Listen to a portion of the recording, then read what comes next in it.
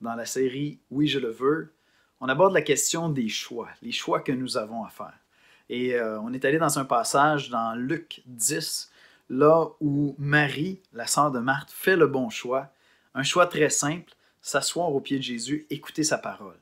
Et un des passages ou une des leçons chrétiennes les plus difficiles, je pense, à assimiler, à intégrer dans notre vie, c'est combien nous avons besoin de nous asseoir au pied de Jésus, figurativement évidemment, mais ça veut dire écouter sa parole.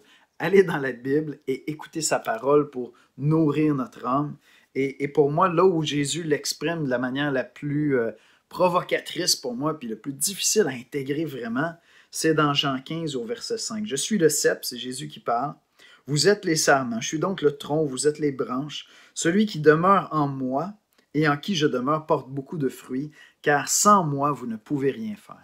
Qu'est-ce que Jésus voulait dire par sans moi, vous ne pouvez rien faire? Mais certainement qu'il est en train de dire que sans la plénitude de l'Esprit Saint, sans vraiment collaborer, se soumettre entièrement à l'Esprit de Christ qui habite en nous, on ne peut rien faire. Ça ne donne rien de chercher à faire les choses par moi-même. Mais qu'est-ce qu'il est en train de dire ici lorsqu'il dit de demeurer en lui? Définitivement, c'est de demeurer dans ses commandements, dans sa parole, marcher selon son esprit, pas dans le sens du Saint-Esprit, mais selon l'esprit de sa pensée, ce qu'il est en train d'exprimer. Et je pense que c'est une des leçons les plus difficiles à intégrer dans notre vie chrétienne.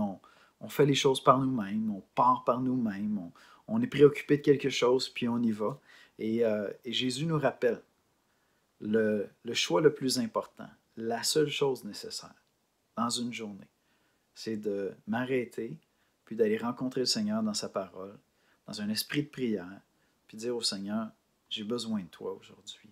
Viens remplir mes pensées, viens me nourrir, viens m'éclairer, viens m'inspirer, viens m'instruire. Je veux demeurer en toi aujourd'hui.